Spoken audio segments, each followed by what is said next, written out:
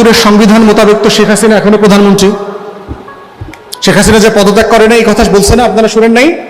শেখ হাসিনা বলছে কিনা যে আমি পদত্যাগ করি নাই? চুপ্পু বলছে কিনা যে আমি পদত্যাগপত্র পাই নাই? বলছে?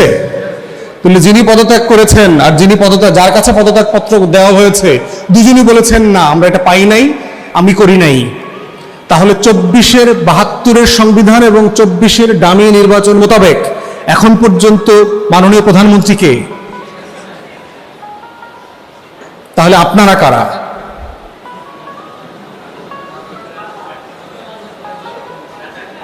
সংসদে যারা বসে আছেন আপনারা কারা? তাহলে এট এ টাইম কি 2টা প্রাইম মিনিস্টার 2টা পার্লামেন্ট থাকতে পারে একটা রাষ্ট্রে? তাহলে বিএনপি বর্তমান শাসক গোষ্ঠী সংবিধানের নামে আগুন নিয়ে খেলছেন, আপনারা আগুন নিয়ে খেলছেন রীতিমতো। এবং এরকম একটা দিন আসবে, কোনো একদিন খায়রুল হক সিনহা মার্কা প্রধান বিচারপতি যদি পায়, 5ম সংশোধনী সবকিছু বাতিল করে দিয়েছিল না? জিয়াউর রহমানরে অবৈধভাবে ক্ষমতা দখলকারী বলছিল না? আপনাকেও তারেক রহমান মাননীয় প্রধানমন্ত্রী আপনারাও বলবে যে আপনি অবৈধভাবে ক্ষমতা দখল করছেন। এবং এইটার রাস্তা আপনিই খুলে দিচ্ছেন। ওই যে খাল কাটতেছেন না, খাল কেটে কেটে এই সব কুমির কিন্তু আনতেছেন। একটা জাতিসত্তার তৈরির যেখানে দাড়ি হয় না, মানে সেখানে আমরা সংবিধানে দাঁড়িয়ে দিয়ে দিচ্ছি।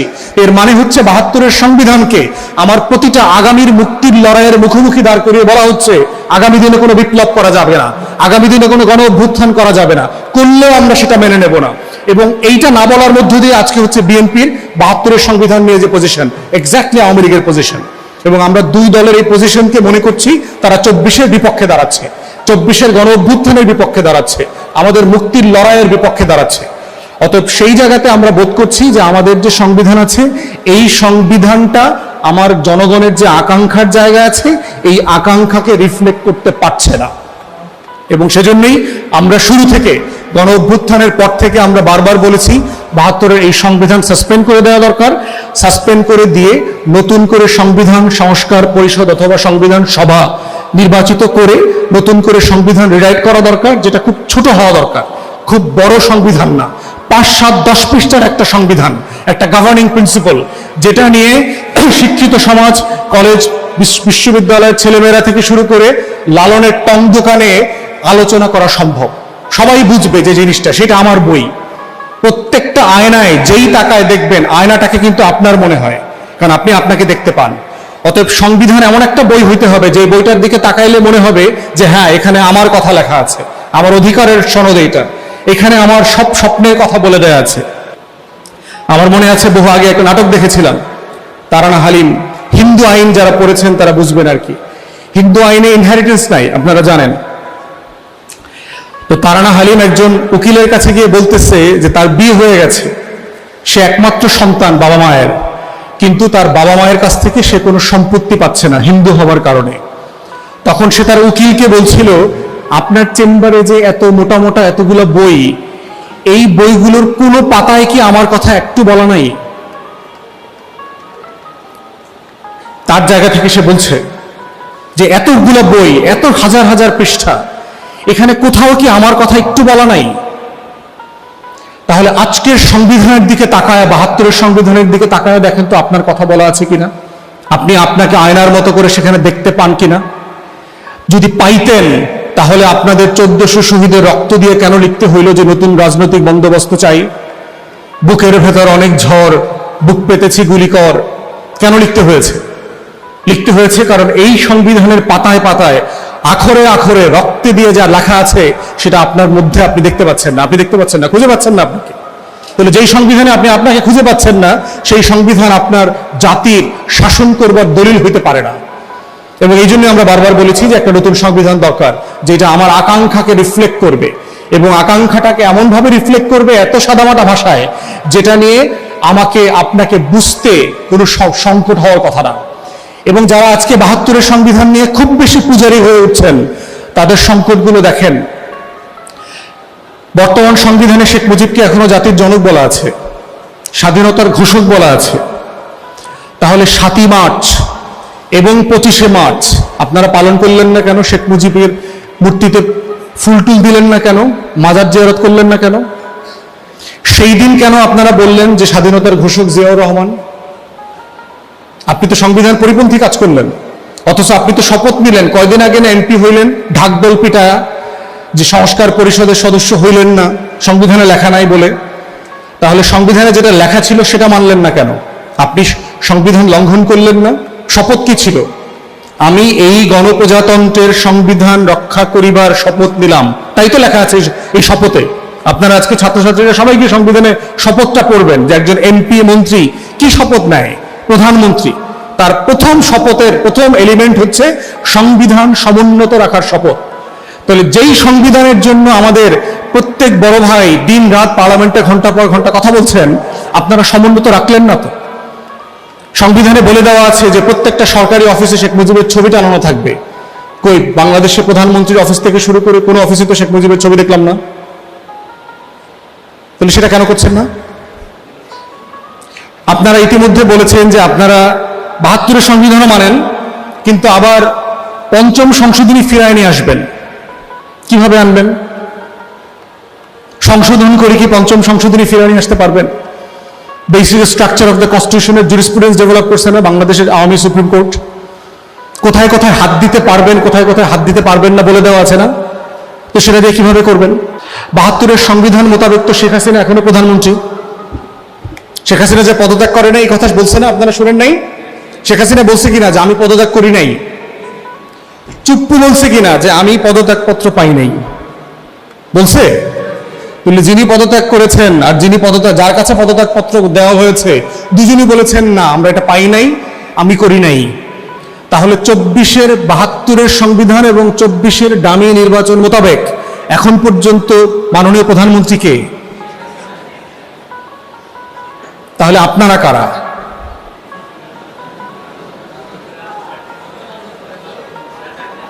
সংসদে যারা বসে আছেন আপনারা কারা? তাহলে এট এ টাইম কি দুইটা প্রাইম মিনিস্টার, দুইটা পার্লামেন্ট থাকতে পারে একটা রাষ্ট্রে? তাহলে বিএনপি বর্তমান শাসক গোষ্ঠী সংবিধানের নামে আগুন নিয়ে খেলছেন, আপনারা আগুন নিয়ে খেলছেন রীতিমতো। এবং এরকম একটা দিন আসবে, কোনো একদিন খায়রুল হক সিনহা মার্কা প্রধান বিচারপতি যদি পায়, পঞ্চম সংশোধনী সবকিছু বাতিল করে দিয়েছিল না? জিয়াউর রহমানরে অবৈধভাবে ক্ষমতা দখলকারী বলছিল না? আপনাকেও তারেক রহমান মাননীয় প্রধানমন্ত্রী আপনারাও বলবে যে আপনি অবৈধভাবে ক্ষমতা দখল করছেন, এবং এইটার রাস্তা আপনিই খুলে দিচ্ছেন। ওই যে খাল কাটতেছেন না, খাল কেটে কেটে এই সব কুমির কিন্তু আনতেছেন। অতএব আমরা যা বলছি এটা একটা প্রিন্সিপাল পজিশন, একটা ইতিহাসের ধারাবাহিকতার জায়গা। এইটাকে যদি আপনারা অবজ্ঞা করেন, হেয় করেন, ছোট করেন, দিন শেষে বিপদে আপনারা পড়বেন, এবং আমরা চাই না আপনারা বিপদে পড়বেন। তাহলে এর মানে কি আমাদের দেশের তারেক রহমান এখন প্রধানমন্ত্রী না? হ্যাঁ প্রধানমন্ত্রী। আপনি প্রধানমন্ত্রী ২৪-এর গণ অভ্যুত্থানের কারণে, ৭২-এর সংবিধানের কারণে না। এই সিম্পল জিনিসটা যে আপনারা কেন বুঝতেছেন না, এই জ্ঞান পাপীরা কিন্তু আপনাকে নাপিত বানায় ছাড়বে। আপনারা নাপিতের গল্প জানেন? এক এলাকাতে এক ডাক্তার ঈদের ছুটিতে বাড়ি গেছে, তো এক লোক ডাব গাছ থেকে পড়ে তার পা ভেঙে গেছে। তো এখন ডাক্তারের চেম্বারের পাশেই হইল নাপিতের চেম্বার। তো গ্রামের দেখছেন না টং দোকান, চায়ের দোকান আছে না? চায়ের দোকানে দেখবেন যে লুঙ্গি পরা বুদ্ধিজীবীর অসম্ভব অভাব নাই। দেখবেন খালি গায়ে লুঙ্গি পরা হাঁটু উঠায় চা খায়, আর ব্যাপক বুদ্ধিজীবী, মানে দেশের 14 গোষ্ঠী উদ্ধার করতেছে মিনি পার্লামেন্ট ওইখানে। তো ওই টং দোকান থেকে বললো এক চাষা যে ওরে ওই ডাক্তার যা যা দিয়ে অপারেশন করে ওর প্রায় সবকিছুই নাপিতের দোকানে আছে, ওরে নাপিতের কাছেই নিয়ে যা, ডাক্তার যেহেতু ছুটি দিয়ে গেছে। কথা সত্য তো? কথা সত্য না? ডাক্তার যা যা ব্যবহার করে, কাছাকাছি কাটাকাটি যা যা করে, নাপিতের দোকানে সব আছে না? নাপিতের দোকানে সব আছে। তো রুগীরে লইয়া আপনার নাপিতের দোকানে গেছে, তো নাপিত তো পুরো থতমত খায়া গেছে যে আমার কাছে আসছে, কি সমস্যা। তো সে হাত পাও চিপ্পা চাপ্পা কাটটা কুটটা মোটামুটি একটা মানে বান্ধা বুন্ধা দিয়ে দিছে আর কি। তো ওই লোক কদিন পরে আসলে হাঁটতে টাটতে পারতেছে মোটামুটি, পড়ে গেলেও। এখন নাপিতের তো ব্যাপক সুনাম, এখন যেই অসুস্থ হয় সে আর ডাক্তারের চেম্বারে যায় না, সে নাপিতের দোকানে যায়। ওখানে চুলও কাটায়, ডাক্তারিও করে, নাক কান গলা বিশেষজ্ঞ যা যা লাগে সব নাপিত করে। ডাক্তার ছুটির পরে ফিরে আসছে, আইসা দেখে এখন তো রোগী নাই, সব নাপিতের দোকানে। এখন ডাক্তার চিন্তা করতেছে কি করা যায়। ডাক্তারের এক বুদ্ধিমান বন্ধু আছে, সে বলল যে সার্জারির উপরে যে মোটা বইটা আছে, যে লেখা থাকে যে কেমনে সার্জারি করতে হয়, ওইটা নাপিতরে দেওয়ার জন্য। এখন নাপিত পরের দিন ওই বইটা দেওয়ার পরে এখন দেখি পরের দিন আর নাপিতের দোকান খোলে না। 2 দিন 3 দিন হয়ে গেছে, নাপিত দোকান খোলে না। কি ব্যাপার? বলে যে স্যার ধারা মুখস্থ করতেছি। বুঝছেন না? এখন সারাদিন আপনারা পার্লামেন্টে কি দেখতেছেন, নাপিত যখন ডাক্তার হয় ওর খালি ধারা মুখস্থ করা লাগে।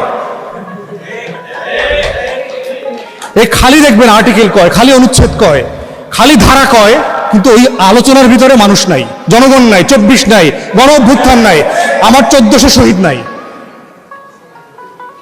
এই নাপিত সংবিধান বিশেষজ্ঞরা হচ্ছে বাংলাদেশের আকাঙ্ক্ষার সবচেয়ে বড় সংকটে পরিণত হয়েছে এখন।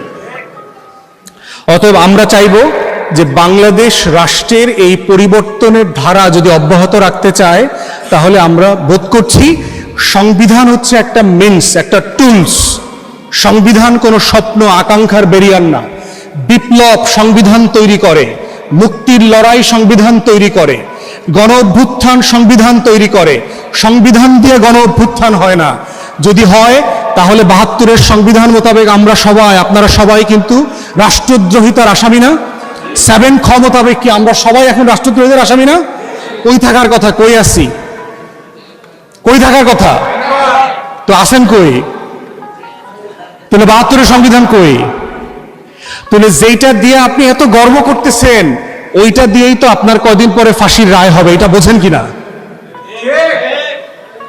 তো সেই জায়গায় আমরা বোধ করছি যে আমাদের স্বপ্ন, আমাদের আকাঙ্ক্ষাটার জন্য একটা নতুন দলিল লাগবে। এই দলিলটার নাম সংবিধানই হবে, কিন্তু এই সংবিধান আগের অথবা আগামীর কোন সংবিধান আমার স্বপ্ন আকাঙ্ক্ষা তৈরির কোনো বাধা, ব্যারিয়ার হইতে পারবে না।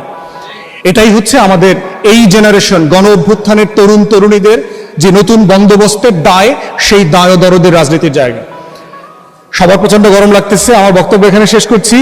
যদি কারেন্ট আসে তারপরে কিউএনএ তে চলে যাবো, যদি আপনাদের